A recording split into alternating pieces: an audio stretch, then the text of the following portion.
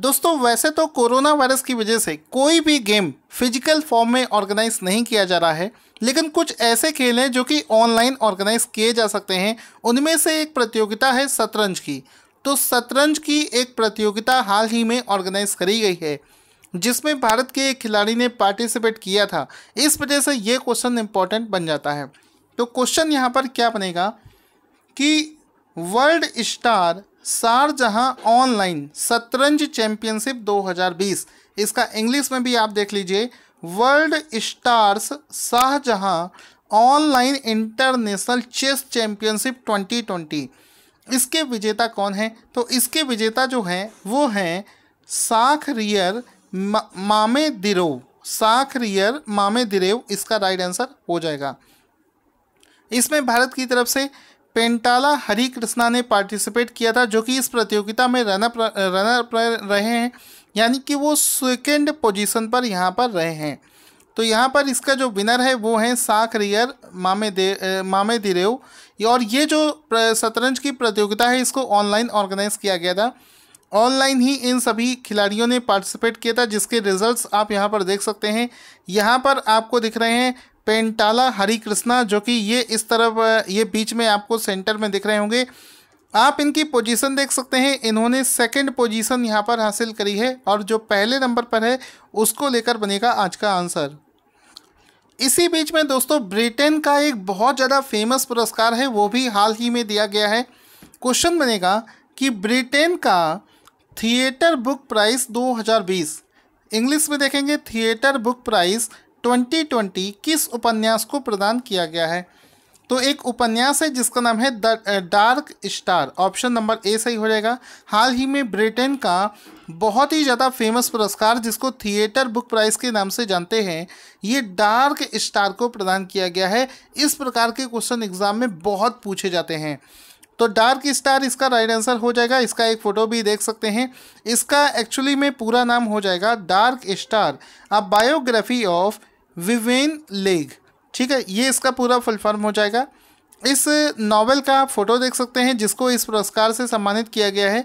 और इसमें इसके जो राइटर हैं उनका नाम है एलन स्ट्रैचन, ये इनका नाम है। हो सकता है आपसे बुक का नाम और राइटर का नाम भी पूछ ले, लेकिन बेसिकली जो यहाँ पर मेन क्वेश्चन बनता है वो बनता है कि ये पुरस्कार किसे दिया गया है। तो आंसर हो जाएगा Theatre Book Prize 2020 Dark Star को प्रदान किया गया है। तो option number A will be the right answer.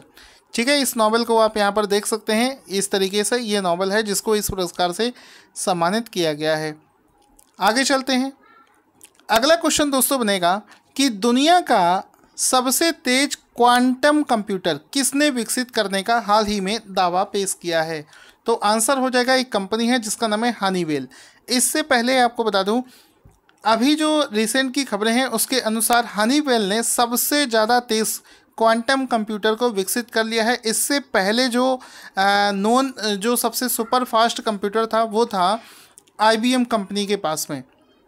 ठीक है, एक चीज़ यहाँ पर हमको याद रखनी है कि हम लोगों के पास में जो कंप्यूटर हैं वो डिजिटल कंप्यूटर के नाम से जाने जाते हैं, जिसमें कि हम लोग 0 या फिर 1 इस कॉन्सेप्ट पर चलता है। डिजिटल फॉर्मेट का मतलब होता है 0 और फिर 1। यहाँ पर कंप्यूटर की एक और नई पीढ़ी आ चुकी है जिसको हम लोग क्वांटम कंप्यूटर्स के नाम से जानते हैं। ये एक अलग प्रकार का कंप्यूटर होता है जो कि कन्वेंशनल जो हम लोगों के पास में लैपटॉप या कंप्यूटर होता है उससे कई गुना ज़्यादा फास्ट होता है। तो ये बहुत ही बेहतर तरीके की गणनाएं कर सकता है, कम समय में अच्छे रिजल्ट्स दे सकता है। तो इस प्रकार के कंप्यूटर्स इस समय बड़ी बड़ी लैब्स में और बड़ी बड़ी कंपनियों के द्वारा विकसित किए जा रहे हैं। तो अभी हनीवेल ने अभी तक का सबसे ज़्यादा फास्ट क्वांटम कंप्यूटर विकसित कर लिया है। अगर इस क्वांटम कंप्यूटर की बात करी जाए तो इसमें एक क्वांटिटी होती है जिसके बेसिस पर इसकी स्पीड मेजर करी जाती है कि क्वांटम वॉल्यूम 64 इसकी क्षमता है। साथ ही साथ में इससे पहले जो नॉन कंप्यूटर था उसकी क्षमता से जस्ट डबल है।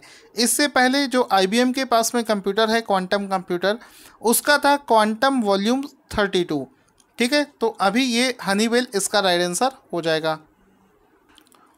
अगला क्वेश्चन दोस्तों बनेगा कि विश्व hydrography day world hydrography day किस दिन मनाया जाता है?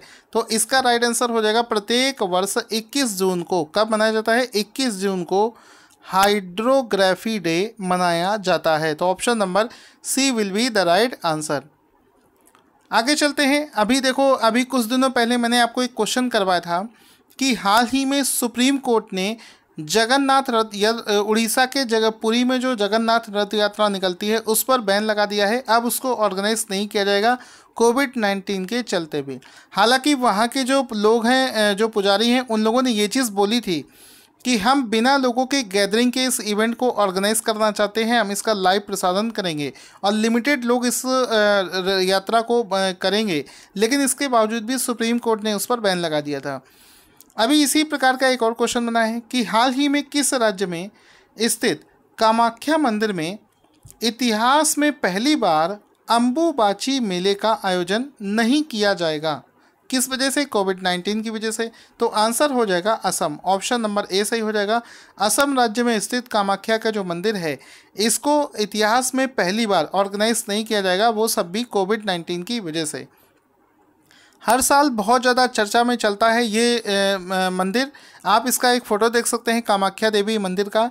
इसमें जो मेले के समय का जो नज़ारा होता है, बहुत भीड़ भाड़ वाला इलाका हो जाता है, जिस वजह से कोविड के फैलने का चांसेस रहता है, जिसके चलते हाल ही में इसको मना कर दिया गया है। आगे चलते हैं, इस मंदिर के बारे में जानते हैं। ये जो मंदिर है ये नीलांचल पहाड़ी पर स्थित है, एक हिंदू कामाख्या देवी का मंदिर है। और जब तक कि इसके डॉक्यूमेंट्स अवेलेबल हैं, 1565 से इसकी जानकारी जो अवेलेबल है, उस आधिकारिक जानकारी के अनुसार अभी तक इसको कभी भी बंद नहीं किया गया था। पहली बार है कि इसको बंद किया जाएगा। और इसी जानकारी के अनुसार इस मंदिर का जो निर्माण है ये कोंच राजा नारायण के द्वारा किया गया था। कामाख्या देवी को 51 शक्तिपीठों में से एक के रूप में जाना जाता है। चलते हैं अगले क्वेश्चन की तरफ। दोस्तों, जैसा कि आप सभी को पता होगा, अभी कोरोना वायरस की वजह से प्रवासी मजदूर अपने राज्य को वापस जा चुके हैं। तो इस केस में एक बड़ी प्रॉब्लम बनती है कि ऐसे प्रवासी मजदूरों की रोजगार कहाँ से प्रदान करी जाए, क्योंकि डेली बेसिस पर कमाकर खाने वाले बहुत लोग हैं।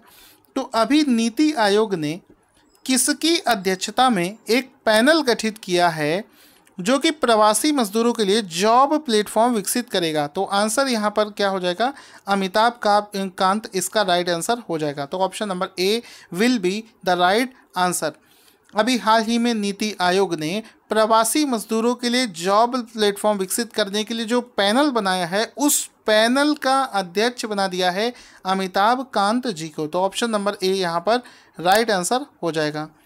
इस नीति आयोग में नीति का मतलब होता है national institute for transforming India. और ये जो पैनल गठित किया गया है ये छोटा मोटा पैनल नहीं है। इस पैनल में गूगल, माइक्रोसॉफ्ट और टेक महिंद्रा जैसी कंपनियों के बड़े बड़े अधिकारियों को शामिल किया गया है, सो दैट एक एक्चुअल में फ्रेमवर्क बनाया जा सके जिस तरीके से मजदूरों को नौकरी दिलाई जा सके। नीति आयोग के बारे में और भी सारी चीज़ें जानते हैं। इसका हेडक्वार्टर नई दिल्ली में है। इस समय इसके जो अध्यक्ष हैं वो हैं प्रधानमंत्री मोदी, और इसके जो सीईओ हैं वो हैं अमिताभ कांत, जिनकी पैनल में, जिनकी अध्यक्षता में इस पैनल को बनाया गया है। और इसके उपाध्यक्ष हैं राजीव कुमार। बहुत सारे क्वेश्चन, कह सकते हो 4 से 5 क्वेश्चन आपके इतनी इन्फॉर्मेशन में आपके बन जाएंगे। कन्फ्यूज़न हो जाता है, आपसे एग्जाम में सीईओ का नाम पूछेगा और आप राजीव कुमार टिक करके आ जाते हैं। तो कन्फ्यूज़न दूर रखना, सीईओ हैं अमिताभ कांत और उपाध्यक्ष का नाम है राजीव कुमार। आगे चलते हैं करंट अफेयर्स के अगले क्वेश्चन की तरफ। अमेरिकी सीनेट ने किस अमेरिकी वैज्ञानिक को उनके राष्ट्रीय विज्ञान फाउंडेशन, जो कि साइंस के क्षेत्र में काम करता है, का डायरेक्टर यानी कि निदेशक के रूप में नियुक्त कर दिया है? तो आंसर हो जाएगा भारतीय अमेरिकी वैज्ञानिक हैं जिनका नाम है doctor Sethuraman Panchanathan. Option number ए यहाँ पर सही हो जाएगा। नाम एक बार फिर से देखेंगे, डॉक्टर सेतुरमन पंचनाथन इसका राइट आंसर हो जाएगा, जिसको अमेरिकी सीनेट ने हाल ही में नेशनल साइंस फाउंडेशन, राष्ट्रीय विज्ञान फाउंडेशन का नया डायरेक्टर, निदेशक बना दिया है। सेतुरमन पंचनाथन का आप फोटो देख सकते हैं जिनको नया डायरेक्टर बनाया गया है। हंसता हुआ चेहरा आप इनका देख सकते हैं। आगे चलते हैं, क्वेश्चन बनेगा, देखो आरबीआई के पूर्व गवर्नर उर्जित पटेल को आप सभी लोग जानते होंगे। जब से उन्होंने इस्तीफा दिया था उसके बाद में आरबीआई के गवर्नर पद से हटने के बाद में वो किसी भी रोल में नहीं थे। एक बार फिर से उनका नाम चर्चा में आ गया है क्योंकि उन्होंने एक नई जिम्मेदारी ले ली है। तो क्वेश्चन बनेगा कि हाल ही में किसे national institute of public finance and policy NIPFP के अध्यक्ष के रूप में नियुक्त किया गया है। तो उर्जित पटेल इसका राइट आंसर हो जाएगा। तो एक बार फिर से उर्जित पटेल को मौका मिला है। ये जो ऑर्गेनाइजेशन है जिसका नाम है NIPFP यानी कि national institute of public finance and policy, एक तरीके से ये थिंक टैंक के तरीके वर्क करता है और इस ऑर्गेनाइजेशन का हेडक्वार्टर नई दिल्ली में स्थित है। उर्जित पटेल का फोटो देख सकते हैं जिनको इस थिंक टैंक का नया डायरेक्टर बना दिया गया है। यहाँ पर आप देख सकते हैं NIPFP का फुल फॉर्म भी आपसे पूछा जा सकता है। तो national institute of public finance and policy, ये इसका राइट आंसर हो जाएगा। उसके बाद में क्वेश्चन है वर्ल्ड म्यूजिक डे किस दिन मनाया जाता है। तो प्रत्येक वर्ष योगा दिवस के दिन यानी कि 21 जून को ही वर्ल्ड म्यूजिक डे भी मनाया जाता है। तो यहाँ पर इसका एक फ़ोटो भी देख सकते हैं। वर्ल्ड म्यूजिक डे 2020 हर साल 21 जून को मनाया जाता है। आप इसका फ़ोटो भी देख सकते हैं। इसके बाद में दोस्तों एक रिपोर्ट जारी हुई है, उसको लेकर भी क्वेश्चन बन सकता है। क्वेश्चन क्या बनेगा कि global trends forced displacement in 2019 शीर्षक से एक रिपोर्ट हाल ही में किसके द्वारा जारी करी गई है। तो आंसर हो जाएगा UNHCR, इसके द्वारा इस रिपोर्ट को जारी किया गया है। देखो इसमें रिपोर्ट में क्या है, इसके लिए ऊपर बहुत सारे क्वेश्चंस बन सकते हैं जिसको हम कल करेंगे। अभी सिर्फ आप ये समझिए कि इस रिपोर्ट को यूनाइटेड नेशन की एक ऑर्गेनाइजेशन है UNHCR, उसके द्वारा जारी किया गया है। देखो इसमें लिखा है फोर्स्ड यानी कि किसी को बलपूर्वक डिस्प्लेसमेंट अपनी जगह से विक्षेपित कर दिया जाए, डिस्प्लेस कर दिया जाए, निकाल दिया जाए। तो कह सकते हो कि बहुत सारे लोग रिफ्यूजी जो हो जाते हैं जिनको एक जगह से दूसरी जगह भगा दिया जाता है, उन चीज़ों के ऊपर ये रिपोर्ट है। 2019 को लेकर ये रिपोर्ट जारी करी गई है। तो UNHCR की इस रिपोर्ट का फोटो भी आप देख सकते हैं जिसमें देखो लिखा है global trends force the displacement 2019। तो बहुत सारे क्वेश्चन बनेंगे कि किस देश में कितने लोगों को बाहर निकाला गया है पॉलिसीज़ के चलते या फिर लोग नेचुरली वहाँ से गए हैं। अब जिस ऑर्गेनाइजेशन ने इस रिपोर्ट को जारी किया है उसका नाम आपको पता होना चाहिए।